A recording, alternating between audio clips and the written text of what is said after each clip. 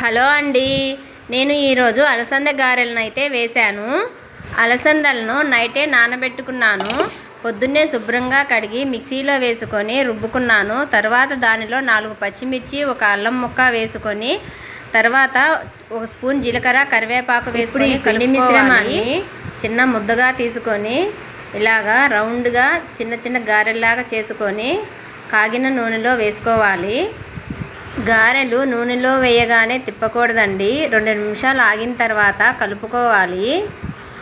గారెకు మధ్యలో బెజ్జం ఎందుకు పెడతారో తెలుసా మీకు?